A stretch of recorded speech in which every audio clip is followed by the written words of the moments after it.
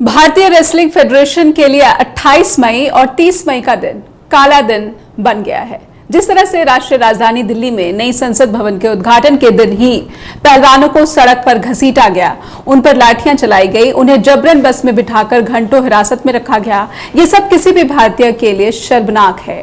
लेकिन देश के प्रधानमंत्री इस पर खामोश हैं। नमस्कार, आप देख रहे हैं जस हिंदी टीवी। मेरा नाम है नेहा शुक्ला। स्ट्रेट टॉक के सभी दर्शकों का बहुत बहुत स्वागत।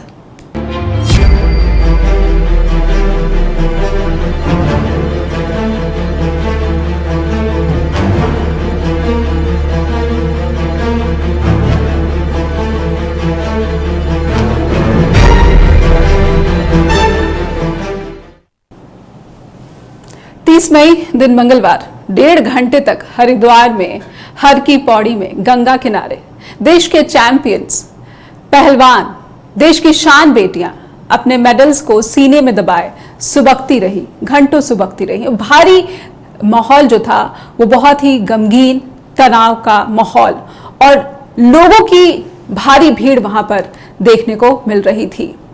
ऐसा हृदय विदारक दृश्य किसी भी भारतीय के लिए ये शर्मनाक ही है कि देश के जो चैंपियन हैं वो अपना मेडल गंगा में बहाने के लिए पहुंच गए। हालांकि नरेश टिकैत जो कि किसान नेता हैं, उन्होंने बेटियों को मनाया और कहा कि और समय दीजिए बातचीत के लिए, हो सकता है कि कोई हल निकाल ले।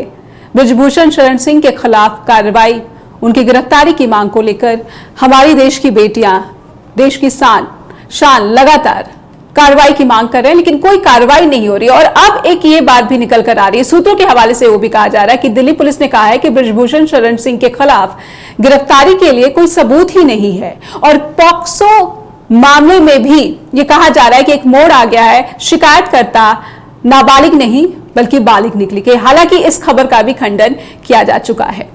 एक ग्राफिक्स हम अपने दर्शकों के सामने रखना चाहेंगे और ये दिखाना चाहेंगे कि किस तरह से देश में ये जो हो रहा है, देश की शान बेटियों के साथ, पहलवानों के साथ, उसका असर अंतर्राष्ट्रीय जगत में भी देखने को मिला। अंतर्राष्ट्रीय ओलंपिक समिति ने फटकारा है, कहा है कि WFI को क्यों न सस्पेंड कर दिया जाए। 28 मई पहलवानों के साथ पुलिस का जो बर्ताव रहा वो बहुत परेशान करने वाला है। ये स्टेटमेंट आया है IOC की तरफ से।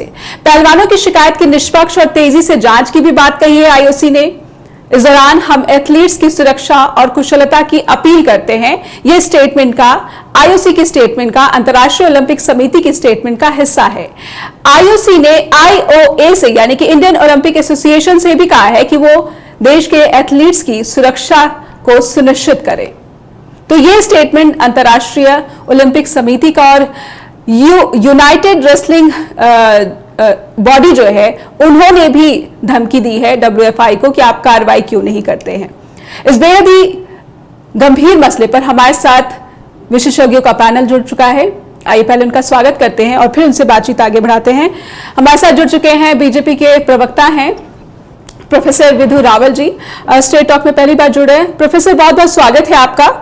हमारे साथ वरिष्ठ पत्रकार अधीर रोहाल भी जुड़ चुके हैं। अधीर जी, आपका भी बहुत बहुत स्वागत है।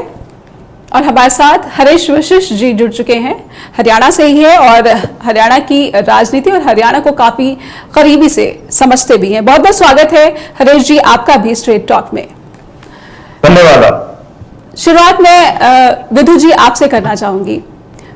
हर की पौड़ी से इस तरह का दृश्य पूरे दुनिया में देखा गया है और IOC ने जो अब स्टेटमेंट दी है, कहीं ना कहीं देश का जो सर है वो शर्म से झुकता हुआ नजर आता है। आप इस स्थिति को किस तरह से आंकते हैं? क्या कार्रवाई हो जानी चाहिए थी? ऐसी नौबत नहीं आनी चाहिए थी कि IOC को ये स्टेटमेंट देना पड़ा है कि WFI को क्यों ना जो है सस्पेंड कर दिया जाए?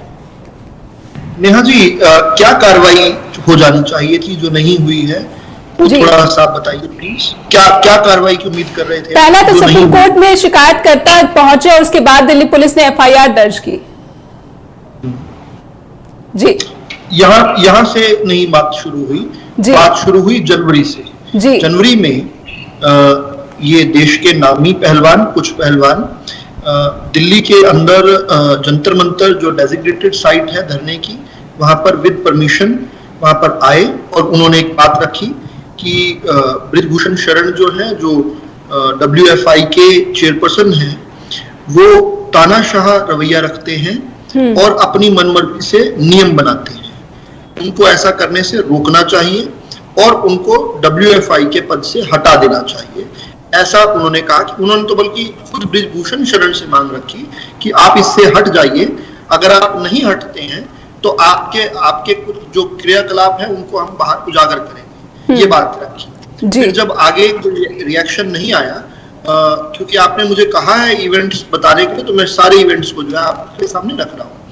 उसके बाद जब नहीं रिएक्शन आया तो उन्होंने फिर ये आरोप लगाया कि कुछ पहलवानों के साथ जो है बृजभूषण शरण ने सेक्सुअल हैरेसमेंट भी की है, ऐसा उनका एक आफ्टर थॉट पे एक उनका आरोप रहा। इसके बाद सरकार की तरफ से उनसे पहल की गई बातचीत के लेकर, और बातचीत से पहले ही उनकी मांग को मानते हुए एक स्टैंडिंग कमेटी बना दी गई जो के काम को देख रही थी।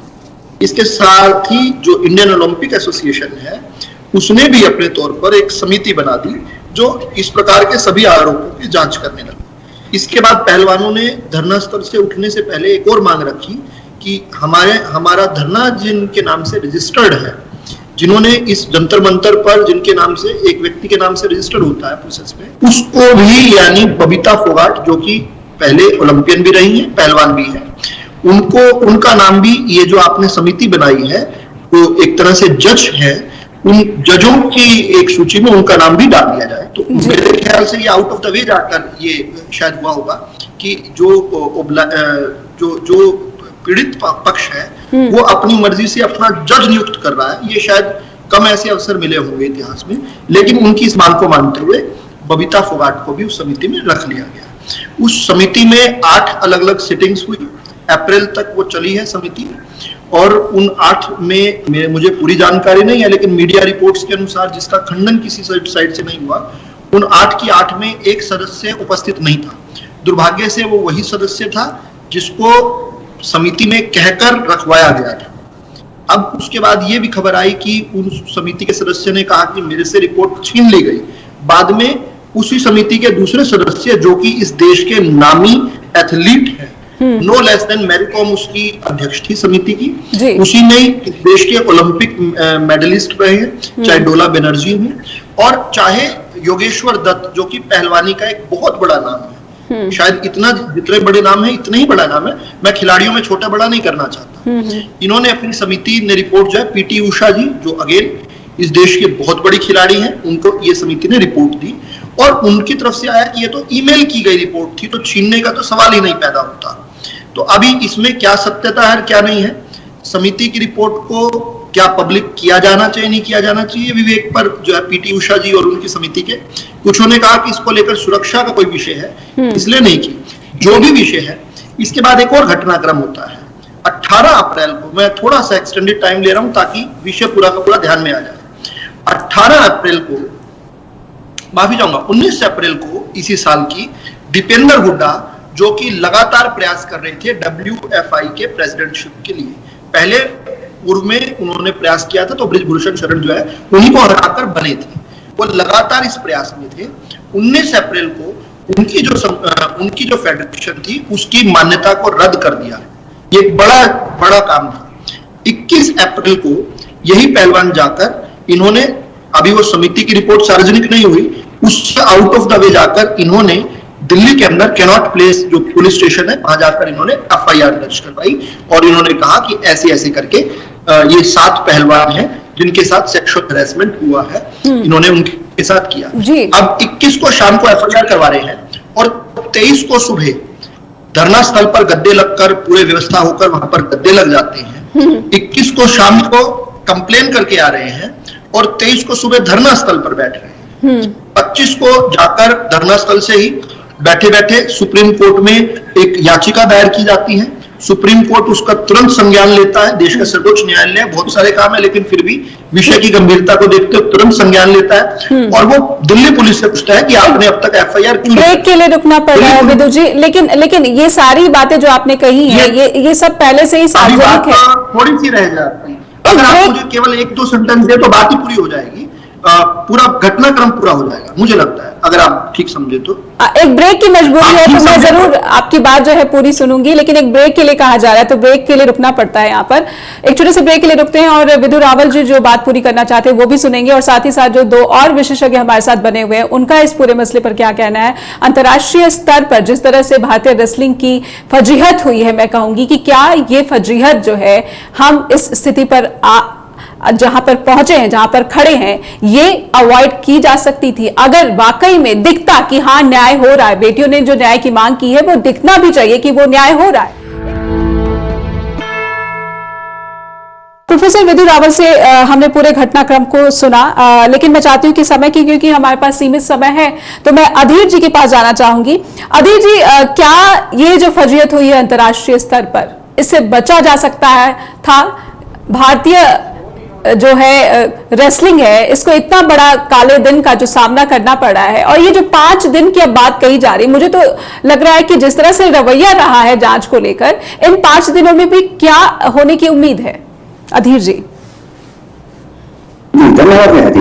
हमने जैसा देखा कि पिछले 1 महीने का घटनाक्रम ये जो हुआ और जो जनवरी में हुआ, इस एपिसोड को पूरा एपिसोड है, इसमें पहले तो देश के स्तर पर ही जो हमारे खिलाड़ियों में एक भावना है, हमने सारा ये पूरा जितना भी मसला है पिछले 8-10 वर्षों से, इन्होंने जो देश के लिए सम्मान लाया, ऐश्वर्य लाया, इनकी मेहनत से जो देश को ख्याति मिली, तो वो सारी इन खिलाड़ियों की मेहनत का नतीजा है।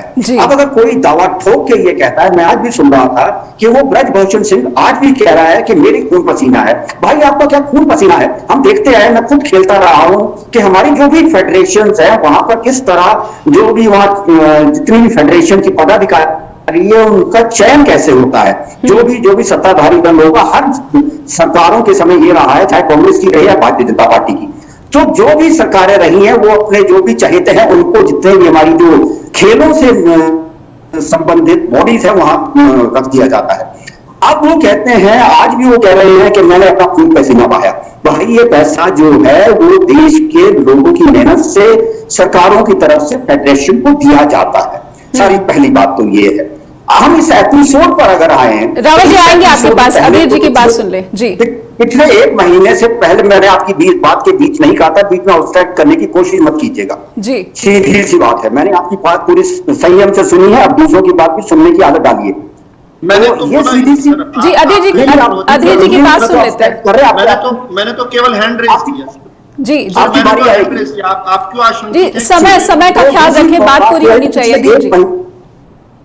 पिछले 1 महीने से जो सारी चीजें हुई हैं, पहले तो देश में इन खिलाड़ियों के साथ जो बर्ताव किया गया, जिस तरह उस जंतर मंतर के एक डेजिग्नेटेड स्पेस जो है वहां पर, पहले आज से पहले बोट क्लब पर, बहुत साल पहले तक बोट क्लब पे धरने प्रदर्शन होते थे, लेकिन उसको घटाकर जंतर मंतर पर ये देश के नागरिकों को अधिकार दिया गया कि आप अपनी बात जो है वहां से रख सकते हैं। लेकिन वहां भी कभी उनके, जब वो अपने लिए जब बारिश हुई मई के महीने में, अपना रात को सामान ला रहे थे, तो दिल्ली पुलिस ने एक बर्बर कार्रवाई वहां पर उनके ऊपर की, जबकि अपने बिस्तरे और सामान ला रहे थे, और उसमें सारा चेहरा सामने आया। फिर उसके बाद जो पूरा एपिसोड हुआ, और 28 तारीख को, आज तक हमने बहुत धरने प्रदर्शन कवर किए हैं पिछले 28 सालों के मेरे जर्नलिज्म के करियर के दौरान खुद भी, तो लोगों को वहां जाने से उस जगह पे रिस्ट्रिक्ट कर दिया जाता है। लेकिन जिस तरह इनको घसीटा गया और उसके बाद जिस तरह से गाड़ियों में भर भर कर इनको वहां से हटा दिया गया, और उसके बाद जो इनके धरना स्थल था उसको पूरी तरह बर्बाद किया गया, तो उसकी ख्याति जो है, आज जो लोग ये कहते हैं कि कोई नेता देश में हमारी देश की बदनामी कर रहा है, तो देश की बदनामी तो न्यूयॉर्क टाइम्स में हो चुकी है। उसके बाद जो इंटरनेशनल ओलंपिक कमेटी है, जिस तरह से उसने कहा है कि अगर 45 दिनों के अंदर भारतीय जो टीम नहीं होते, तो भारतीय जो कुश्ती संघ है उसको सस्पेंड कर दिया जाएगा। और नेहा जी, इसकी जो डेडलाइन है वो 3 मई को शुरू हो चुकी है। इंटरनेशनल ओलंपिक कमेटी का जो निर्देश आया है उसके मुताबिक। इससे बड़ी धमकी और इससे बड़ा शर्मनाक क्या हो सकता है अधीर जी?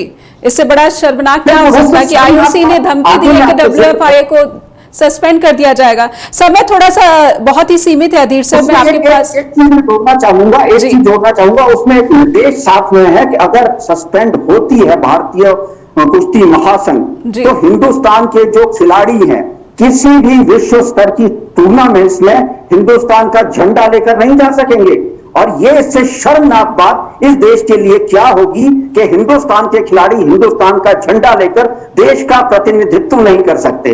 तो इस मसले पर सीधी सी बात है कि आज भी इस मसले को सुलझाया जा सकता था, लेकिन जिस तरह से आज इस मसले को और उलझाने की कोशिश है कि वो सारी चीजें हैं कि आज कहा गया है कि जिस नाबालिग लड़की ने ये आरोप लगाया था वो बालिग है। तो इस मसले को सुलझाने की बजाय साफ सी चीज दिख रही है कि इस मसले को सुलझाने की बजाय उलझाने की कोशिश की जा रही है। रावल जी, मैं आपके पास आऊंगी, लेकिन जो सवाल है राजनीति का, जैसे आपने कहा कि राजनीति इसमें शामिल है, तो राजनीति तो मुझे दोनों तरफ से नजर आती है। अधीर जी, मैं हरीश, मैं आऊंगी, बस एक बार मुझे रिस्पॉन्ड करने दीजिए।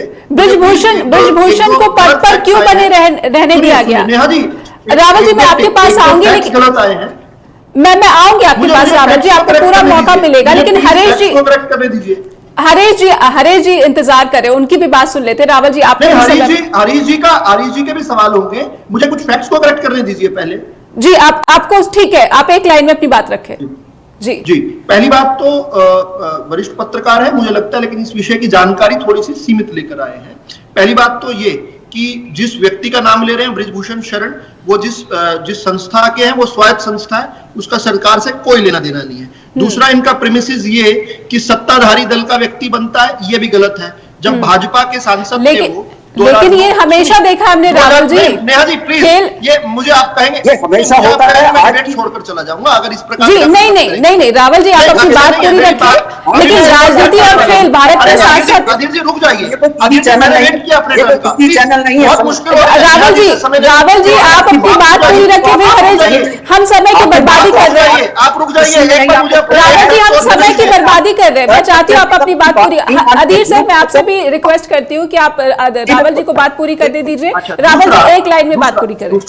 दूसरा, वो अगर थोड़ी जानकारी ले लेते तो उनको पता चलता कि 2012 में जब बृजभूषण शरण इस संस्था के, इस संस्थान के जब वो अध्यक्ष बने थे, उस समय भाजपा की ना केंद्र में सरकार थी, ना उत्तर प्रदेश में सरकार थी, ना हरियाणा में सरकार थी, और वो भाजपा के सांसद थे उससे पहले से।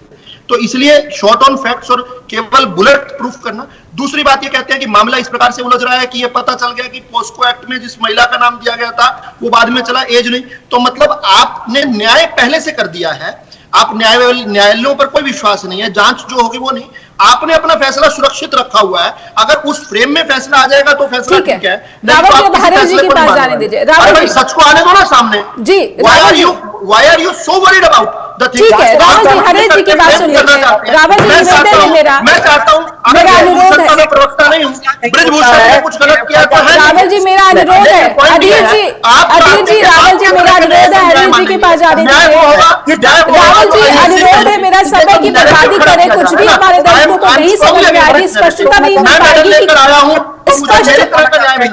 एक स्पष्ट मतलब है, जो मेरी तरह का न्याय होगा वो न्याय होगा। किसी भी मामले पर एक स्पष्टता बहुत जरूरी है, और दर्शक हमारे इसलिए देख रहे हैं कि स्पष्टता क्या है। रावल जी, अनुरोध है मेरा, अधीर जी आपसे भी अनुरोध है, हरीश जी के पास जाने दीजिए। हरीश जी, आप क्या कहेंगे कि क्या जो मेरा वाकया है, जो मेरी स्टेटमेंट है, कि दोनों ही तरफ से राजनीति दिख रही है। अगर बृजभूषण जी अभी भी अपने पद पर बने हुए हैं, अभी तो नहीं है, लेकिन क्यों उनके खिलाफ जो है कार्रवाई नहीं हुई है, क्यों उनको गिरफ्तार नहीं किया गया, पॉक्सो एक्ट की जो बात हो रही है, और अब जैसा कि अधीर जी ने भी बोला है कि जो नाबालिग है उसको बालिग करार देने की भी कोशिशें नजर आने लगी हैं। हरीश जी, ये क्या कह रहे हैं आप? नेहा जी, क्या कह रहे हैं आप? सवाल क्या पूछ रहे हैं? सूत्र कौन करार कर रहा है? उस परिवार के लोग निकल कर आए? नहीं, ये बड़ी बात चल रही है। उस परिवार के लोग निकल आकर प्रेस कॉन्फ्रेंस कर रहे हैं। रावल जी, यहाँ पे बीजेपी का नाम नहीं लिया गया है, ये कहा गया कि कोशिश की जा रही है। हमने ना बीजेपी का नाम लिया, हमने पार्टी का नाम तो लिया ही नहीं। कौन कर रहा है? रावल जी, आप समय की जो है बृजभूषण पर कौन समय का नहीं, मुझे नहीं पता था मैं किस डिबेट के साथ जुड़ा हूं। रावल जी, आप सिर्फ समय की बर्बादी कर रहे हैं। हरीश जी को यहाँ पे लगता है कि हम स्पष्टता नहीं दे पा रहे हैं, और सिर्फ फैसला सुनाने एक ब्रेक लेना पड़ रहा है, बहुत मजबूरी है, बहुत खेजनक है जो बीजेपी को नेहा जी, बीजेपी आपने बीजेपी मीडिया सेंटर से मुझे लिया है, पर्सनल जानकारी से नहीं लिया मुझे, ठीक है। मैं बीजेपी का डेजिग्नेटेड प्रवक्ता हूं, मैं हर रोज हर चैनल पर इसी विषय पर डिबेट कर रहा हूं। आपको समय मैडम नहीं, लेकिन आपकी डिबेट नहीं मिल रहा है ना, तो मुझे इवेंट्स रखने दिया गया, उसके बाद जो लोग इडियोसिटी में बात कर रहे हैं उसका जवाब भी नहीं सुन रहे हैं। एक और आपके सवाल जो है वो लीडिंग क्वेश्चन है, इसको लीडिंग क्वेश्चन बोलते हैं लीगल लैंग्वेज। ठीक है, आप मुझे करेक्ट कर दीजिएगा, ऑन एयर आ जाइए, मुझे करेक्ट कर दीजिएगा, ऑन एयर आने दीजिए, आप करेक्ट कर दीजिएगा। मेरे को आप अवसर दीजिए पहले, इनकी बात का, इनके बैलून को बस्ट करने का मुझे अवसर दीजिए आप तो पहले। ठीक है रावल जी, मुझे ब्रेक से वापस आने दीजिए मुझे। हरेश, आप सुनते नहीं है रावल जी। मैं इस पाप में भागीदार नहीं होना चाहता, मैं इस पाप में भागीदार नहीं होना चाहता। आप मीडिया ट्रायल करें, गुड लक टू यू। 14 से चल रहा है, 2002 से चल रहा है ये काम, तो आप कर रहे हैं, फेल हो रहे हैं, क्या करें? हम यही काम पहले भी करते थे, यूपीए थी तो भी यही काम करते थे रावल जी। यूपीए सरकार थी तो कांग्रेस के साथ भी मसलों पर यही सवाल उठते थे, लेकिन ऐसे कांग्रेस के कोई भी प्रवक्ता जो है वो आकर इस तरह से चोर है, हम चोर नहीं है। चोर किस मुंह से काम का लोकस क्या है? रावल जी, आप गलत दिशा में बातों को ले जा रहे हैं, आप बहुत ही गलत दिशा में बातों को ले जा रहे हैं। मुझे हरेश जी के पास जाने दीजिए, ब्रेक से वापस लौट दीजिए, आप जाना चाहते हैं आप जा सकते हैं, ठीक है। आपके पास स्पष्टता, मैं इसके साथ I am not going to be part of this nonsense, ठीक है। आपके पास कुछ रखने के लिए नहीं है, इसलिए आप जा सकते हैं, ये आपकी मर्जी है। आप अगर स्पष्टता नहीं रखना चाहते इसलिए आप इसको छोड़ना चाहते हैं, आपको स्पष्टता रखनी है तो आप यहाँ पे रहेंगे, मौजूद रहेंगे, हरेश जी को सुनने देंगे मुझे। मैं हरेश जी के पास जा ही नहीं पा रही हूं, सिर्फ और सिर्फ क्योंकि आपकी बात ही नहीं पूरी हो पा रही है। हरेश जी को समय मिलना चाहिए। वो बीजेपी प्रवक्ता है, वो छोड़कर चले गए हैं और ऐसा नहीं होना चाहिए सर। अब दूसरी बार मैं उनके पास गई हूं, फिर भी उनको ये जो है आपत्ति है। पता नहीं बीजेपी वालों को क्या हो गया है, पता नहीं क्या क्या करते दुखद है, बहुत ही दुखद। और वो एक जिस भाषा का जो प्रयोग है वो किया जा रहा है, वो कम से कम जो मुझे लगता है भी सामान्य बोलचाल है, उसमें भी उस भाषा का प्रयोग नहीं हो सकता। बिल्कुल, मुझे तो लगता है जो थोड़ी बहुत सहानुभूति बीजेपी के पास जानी चाहिए थे वो भी नहीं जाएगी उनके इस बर्ताव की वजह से। खासकर जब पब्लिक प्लेटफॉर्म पर हम हो तब तो हमें बहुत ज्यादा भाषा को लेकर है। मैं इसी बात से शुरू करना चाहूंगा, जो अभी बीजेपी के प्रवक्ता है वो जिस भाषा का प्रयोग कर रहे थे, जैसे बीच में छोड़कर चले गए, फिर भगवान ने हमें बोलने के लिए एक जुबान दी है, लेकिन सुनने के लिए 2 कान दिए हैं जी। तो हमारे में सुनने की क्षमता है वो बहुत ज्यादा होनी चाहिए। और मैं तो निश्चित तौर पर ये मानकर चलता हूं कि जो राजनीतिक जीवन में सक्रिय है, राजनीतिक कार्यकर्ता है, पॉलिटिकल एक्टिविस्ट है, उनमें सुनने का जो मादा है वो बहुत ज्यादा होना चाहिए। आप अपनी बात कहें, तर्क के साथ कहें, पूरे आग्रह के साथ कहें, लेकिन सुनने की भी क्षमता रखें। बिल्कुल। और दिक्कत तब आती है ये जो जिस विषय के ऊपर आज हम बात कर रहे हैं, उस विषय में भी जो मुझे जो लगता है वो दिक्कत यही हुई है कि हमने वो जो पहलवान वहां दिल्ली के अंदर है धरने पर बैठे, उन्होंने जो अपनी बात कही, उसको सुनने की जो इच्छा है वो जाहिर नहीं की। और मुझे लगता है कि ये मामला है, ये इतना नहीं बढ़ता अगर इनको शुरू के अंदर ही, जब ये वहां बैठे थे, कोई वरिष्ठ स्तर पर, राजनीतिक स्तर पर जो सीनियर लोग हैं वो इनको बुलाकर और इनसे बातचीत कर लेते और इनको कुछ पैसिफाई करने की कोशिश करते। हुआ ये कि वो इनको वहां ये था कि भाई थोड़ा बहुत दिन बैठकर है, चले जाएंगे, ज्यादा लोग नहीं है। और वो दूसरी तरफ है क्योंकि बीजेपी के मेंबर पार्लियामेंट थे, और वो केवल मेंबर पार्लियामेंट नहीं है, मतलब मैं वो उससे आगे की बात कहना चाहूंगा, वो 6 बार है सांसद रह चुके, 6 में से 5 बार बीजेपी के टिकट पर और एक समाजवादी पार्टी के टिकट पर है, वो मेंबर पार्लियामेंट है, वो बने हैं और बाहुबली हैं, और एक जाति विशेष है जिसमें उनका प्रभाव भी है। तो वो केवल जो जहां से वो मेंबर पार्लियामेंट है, गोंडा सीट है पूर्वी उत्तर प्रदेश की, केवल गोंडा नहीं है, आसपास की जो 6 पार्लियामेंट्री कॉन्स्टिट्यूएंसीज है उसमें वो प्रभाव रखते हैं। तो इस वजह से वो निश्चित तौर पर ये था कि अगला 2024 का चुनाव भी दिखाई पड़ता है, और साथ में ये है कि वो जो उत्तर प्रदेश है जो बीजेपी का एक बड़ा गढ़ है, पिछली बार भी वहां से अधिकांश सीटें बीजेपी जीत कर आई थी, तो वो 6 सीटें हैं वो मायने रखती है। शायद बीजेपी की जो हिचकिचाहट है वो ये रहने वाली होगी, अभी निश्चित तौर पर नहीं कहा जा सकता, लेकिन अंदाजा है वो ये लगाया जा सकता है। अब ये हुआ कि जब, क्योंकि जो बीजेपी के प्रवक्ता है जैसा उनका एटीट्यूड है, वो मुझे लगता है भाई वो शायद वो जो पार्टी के जो वरिष्ठ लोग हैं, मतलब वो भी कुछ उसी तरह के कहीं सोचने वाले ना हो। हालांकि बीजेपी जो, जितना मैं व्यक्तिगत तौर पर जानता हूं, बीजेपी के जो प्रवक्ता है वो सब अपनी बात को तर्क के साथ बड़े शांत उसमें तरीके से कहने के लिए विख्यात है, मतलब जी। लेकिन अब इनका जो व्यवहार है ये मेरे लिए भी वो आश्चर्यजनक था। मतलब आप तर्क की बजाय है तू तड़ाक के उतर आए, तू तड़ाक के साथ है वो आपने कहना भाई आप बायस्ड है, 2016 में भी आपने ऐसा ही किया था। ये कोई बात नहीं है जो आप टीवी चैनल के ऊपर है वो कहें, मतलब और कम से कम वो एक तो है ना, वो आपके अलावा इसमें केवल 2 पैनलिस्ट हैं, मतलब अधीर जी हैं और मैं हूं, और तीसरे वो मुलाद है। अभी तो केवल अधीर जी को सुना है ना, मुझे तो उन्होंने सुना ही नहीं। बिल्कुल सारे एलिगेशन है वो हम सबके लिए लगा दिए गए, मतलब ये कोई बहुत अच्छी बात है वो नहीं है।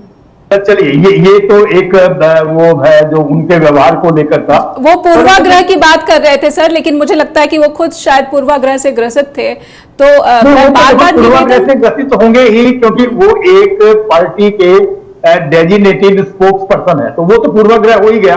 अब वो जो बीजेपी का प्रवक्ता है या कांग्रेस का प्रवक्ता है, अपनी पार्टी की लाइन से अलग कैसे चला जाएगा? तो उनका पूर्वाग्रह है वो तो समझ में आता है, पर आप अपने पूर्वाग्रह को तो ठीक मानते हैं, लेकिन जो सामने बैठा है उसकी बात सुने बिना ही उसको आप बायस्ड कह देते हैं, मतलब ये तो कोई समझदारी की बात है, मुझे नहीं लगती। बिल्कुल, कम से कम मैंने मतलब है अपने लंबे राजनीतिक जो जर्नलिज्म के कैरियर के अंदर है, क्योंकि मूलतः राजनीति है वो कवर की है, तो वो उसमें इस तरह का व्यवहार है देखा तो है, पर बहुत कम है। अफसोस है कि जो भी पत्रकार निष्पक्ष होकर कोई सवाल पूछना चाहता है तो उसे पक्षपाती होने का और खास करके विरोधी दल का, विपक्षी दल का जो है प्रवक्ता बता दिया जाता है। ये मौजूदा वक्त में मीडिया का हाल है हरीश जी, बहुत ही अफसोसनाक है। लेकिन मैं ये समझना चाहूंगी हरीश जी साथ ही साथ ये भी कि ये 5 दिनों का जो समय रेसलर्स ने दिया है, क्या आपको लगता है कि इन 5 दिनों में कोई ठोस बातचीत हो पाएगी?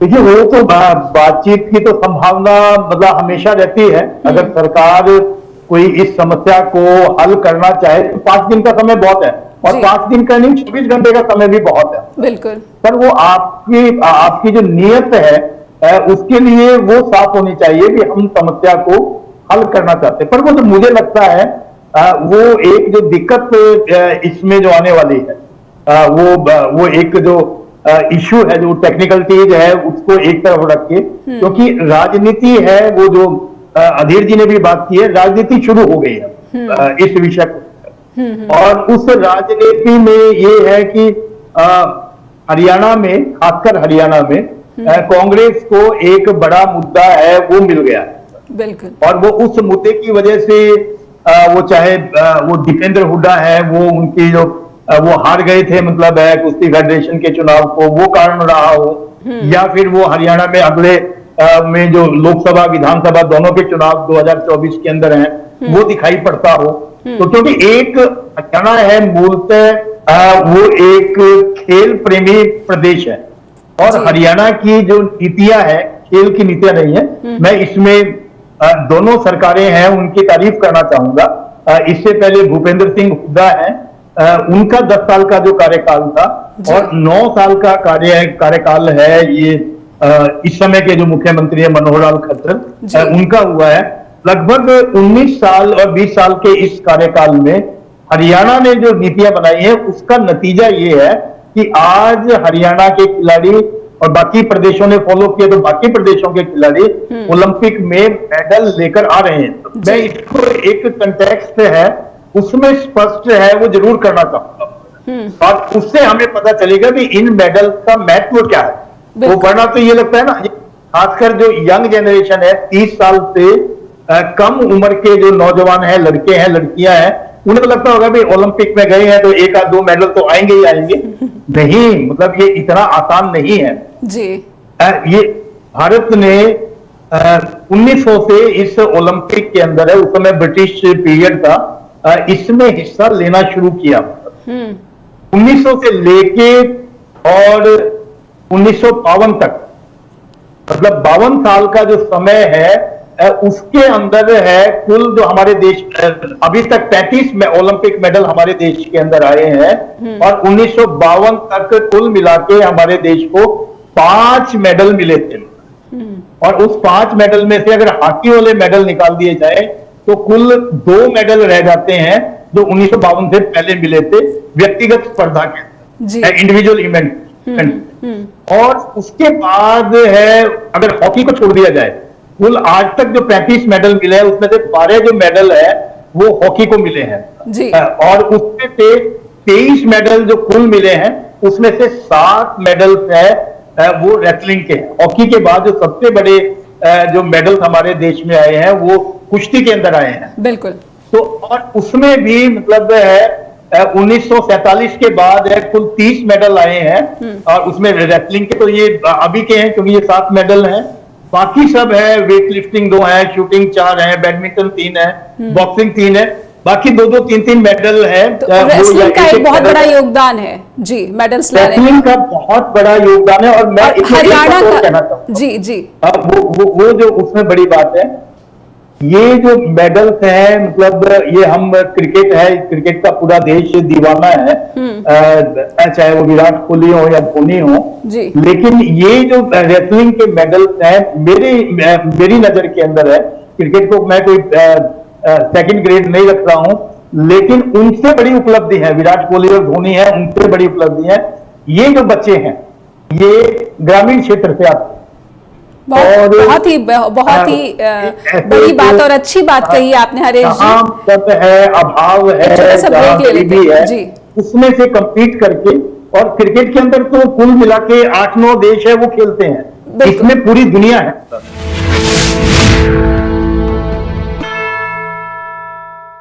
हम समझने की कोशिश कर रहे हैं कि क्यों भारत को रेसलिंग को लेकर एक काले दिन का सामना करना पड़ा है। आईओसी की तरफ से फटकार मिली है और WFI को क्यों सस्पेंड ना कर दिया जाए, ये भी बात कही जा रही है। हमारे साथ अधीर रोहल जी भी बने हुए हैं और ब्रेक पर जाने से पहले हरीश जी ने बहुत ही एक अच्छी बात कही कि रेसलिंग को क्यों ना क्रिकेट से आगे समझा जाए, जहां पर ग्रामीण इलाकों से निकलकर आने वाली ये बेटियां ओलंपिक मेडल जीतकर देश में लाती हैं और जो सुविधाएं उनको मिलती हैं और जो सुविधाएं हमारे देश के क्रिकेटर्स को मिलती हैं उनमें ज़मीन आसमान का अंतर देखा जाता है। अधीर जी, पहले तो बहुत बहुत माफ़ी मांगना चाहूँगी आपसे कि जिस तरह से यहाँ पर स्ट्रेट टॉक के दौरान जो यहाँ पर बर्ताव देखा गया इसके लिए ये अफसोसनाक है मेरे लिए भी, लेकिन मैं बातचीत आगे बढ़ाना चाहूँगी। ये साफ लग रहा है कि हरियाणा में खासकर जो बीजेपी है उसको ये नहीं आभास हो रहा है कि ये कितना ही गंभीर और संवेदनशील मसला हो चुका है और वो अभी भी ये समझ रहे हैं कि राजनीति की जा रही है दीपेंद्र हुड्डा वर्ग की तरफ से। जी बिल्कुल।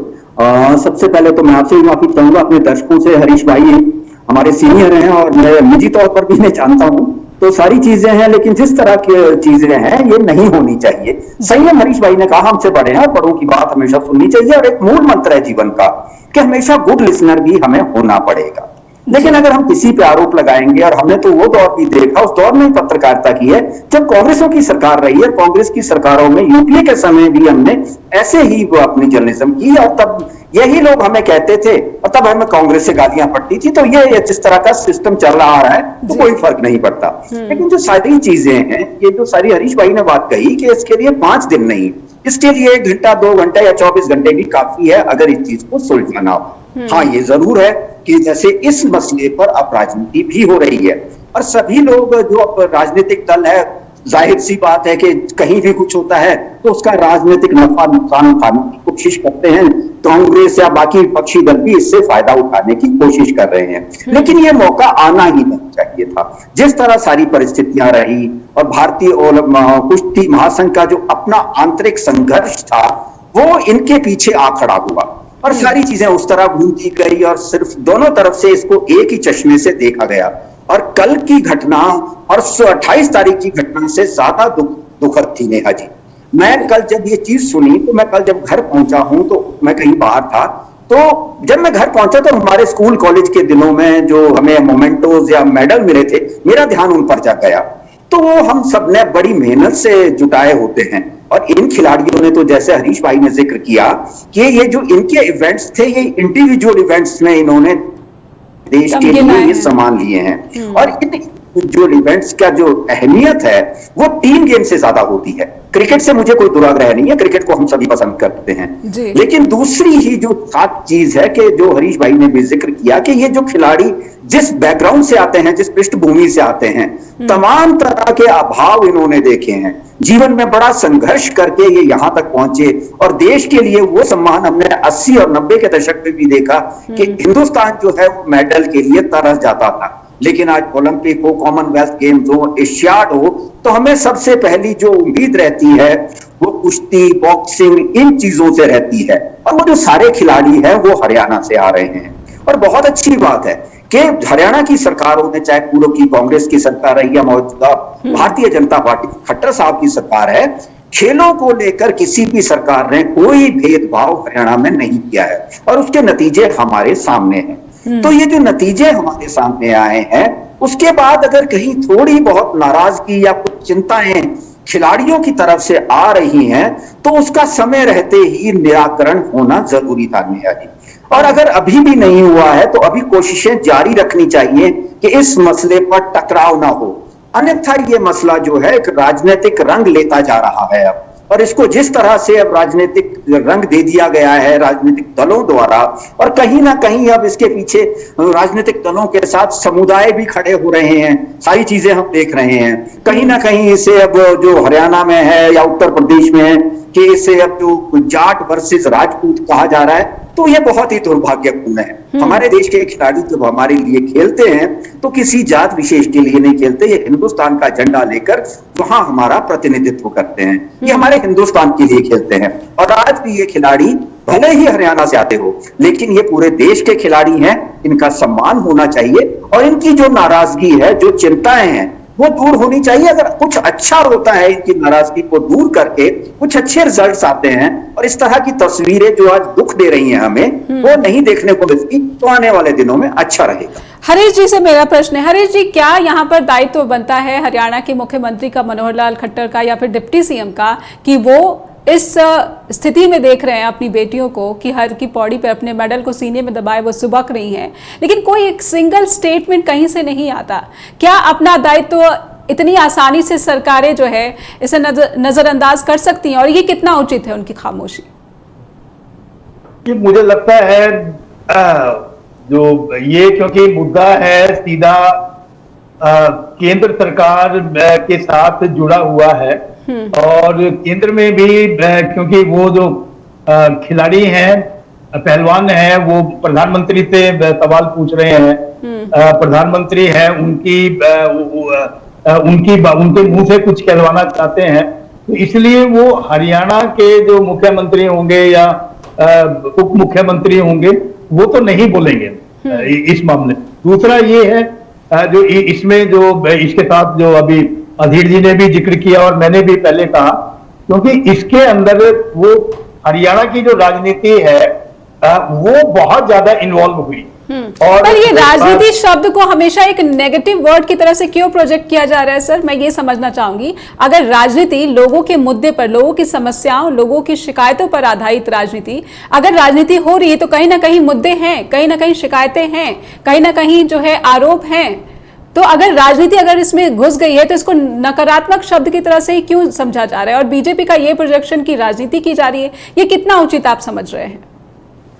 वो उसमें जो दोनों तरफ से ही ये आरोप है कि वो एक दूसरे को कहा जा रहा है कि वो राजनीति कर रहे हैं। जहां तक वो उसकी बात है कि भी ये इसको राजनीति को नेगेटिव सेंस में क्यों लिया जाए, वो वजह ये है क्योंकि वो समय, ये टाइम है राजनीति में, वो हमेशा इंपॉर्टेंट रहा है। और वो समय ये कि जो लोकसभा का चुनाव है वो सीधे सीधे मतलब है मार्च अप्रैल के अंदर होने वाला है, तो एक साल भी नहीं रहा। हरियाणा का चुनाव है सितंबर में होने वाला है, एक साल से थोड़ा ही समय ज्यादा है। तो ऐसे में जो सत्ता है वो सामने दिखाई पड़ रही है, और एक नैरेटिव है दोनों तरफ से एक नैरेटिव है वो तैयार करने की कोशिश की जा रही है। और नैरेटिव ये है, वो नैरेटिव ये है कि जो कांग्रेस है वो कांग्रेस एक नैरेटिव तैयार कर रही है कि ये जो सरकार है बेटियों की बात करती है, खिलाड़ियों की बात करती है, लेकिन शुभ चिंतक नहीं है। एक ऐसे आदमी को अभी तक उन्होंने उस सीट से नहीं हटाया है। उधर बीजेपी है वो इसको उस रूप में कि वो जो पिता पुत्र हैं, चाहे भूपेंद्र सिंह हुड्डा हैं या दीपेंद्र हुड्डा हैं, ये मतलब है उसको पीछे से चला रहे हैं। और अगला जो चुनाव है वो उनका फोकस हरियाणा है। ये बीजेपी को लगता है कि जो अगला चुनाव है उसमें बीजेपी को किसी तरह से डिफेम करके और एक सत्ता है वो हथियाई जाए। तो ये दोनों के लिए वो अगर वो दोनों ऐसा है ना, राजनीति है वो आप किस तरफ खड़े हुए हैं। ऐसे में मेरे मन में एक प्रश्न ये उठ रहा है सर कि राजनीति के बीच में खेल की भावना कहाँ है? राजनीति के बीच में खेल के माहौल को, सुरक्षित माहौल बेटियों के लिए बनाने की ये बात कहाँ है? लगता है कि राजनीति में ये सब चीजें दब गई हैं। जिन मसलों पर बातचीत होनी चाहिए वो मसले जो है पीछे छूट गए। आईओसी ने कंसर्न जताया है, ये बात कहीं नहीं उठकर आ रही है। हरेश जी, सबसे ये आपकी बात बिल्कुल ठीक है। जो इस सारे में जो बहुत बड़ा जो नुकसान हुआ है वो जो मुझे लगता है कि एक नैरेटिव है ये तैयार कर दिया गया कि जो खेल जगत है उसके अंदर बेटियां सुरक्षित नहीं है। ये एक नैरेटिव है इस सारे में तैयार हुआ है। इसकी वजह से एक तो ये है कि जो बाकी जो खिलाड़ी हैं जो अखाड़ों के अंदर तैयारी कर रहे हैं वो उनके लिए मुश्किल हो रही है। और दूसरा है अब ऐसे मौके पे गांव के अंदर, गांव का हमारा समाज है आज भी परंपरागत समाज है, संस्कारवान समाज है, ऐसे माहौल में जब ये पता है कि जो बेटियां सुरक्षित नहीं है, पता नहीं वो उसमें कितनी सच्चाई है कितनी नहीं है, लेकिन ऐसे में अपनी बेटियों को अखाड़े में दंगल के अंदर है भेजने के लिए कौन माता पिता है वो तैयार? बिल्कुल, सवाल बड़ा नुकसान है इसका वो देश की खेल जगत को हुआ है। जी, बहुत बहुत धन्यवाद करना चाहूंगी और बहुत बहुत धन्यवाद अधीर जी आपका भी करना चाहूंगी। एक बार फिर से मैं अपने दर्शकों से भी माफी मांगना चाहूंगी कि यहाँ पर जिस तरह का एक माहौल देखा गया बीजेपी के प्रवक्ता की तरफ से, ऐसा नहीं होना चाहिए। किसी भी मसले पर स्पष्टता होनी चाहिए और हमारी यही पूरी कोशिश होती है कि निष्पक्ष रूप से किसी भी मसले को दर्शकों तक पहुंचाया जाए। अगर WFI को सस्पेंड करने की बात IOC की तरफ से कही है तो आखिर क्यों ऐसी नौबत आई, हम इसको कैसे सुधार सकते हैं और इस शर्मनाक स्थिति से देश को कैसे बाहर निकाल सकते हैं। और जैसा हरेश सर ने कहा कि खेल के माहौल को कैसे सुरक्षित और जो है सुविधाओं से लैस बनाया जा सकता है। फिलहाल स्टेट टॉक में आज के लिए बस इतना ही। फीडबैक देना ना भूलें info@justbroadcasting.com पर और neha@justbroadcasting.com पर भी मुझे आपके ईमेल्स का हर रोज इंतजार रहता है। अपना ख्याल रखिए, फिर होगी आपसे मुलाकात। नमस्कार।